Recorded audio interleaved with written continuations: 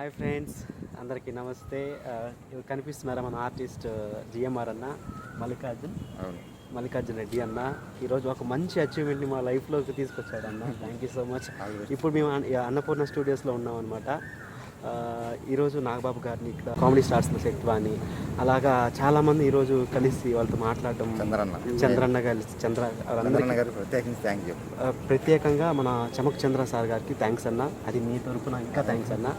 ఈరోజు మేము cinema industry కోసం ఒక స్టెప్ అయితే వేసాం. ఏవైతే చూడాలనుకున్నామో అక్కడ దాకా వచ్చాం.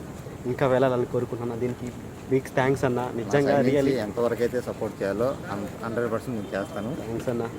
మన మూవీలో తిరుపతిలో షూటింగ్ జరిగేటప్పుడు అన్న కలిశాడు.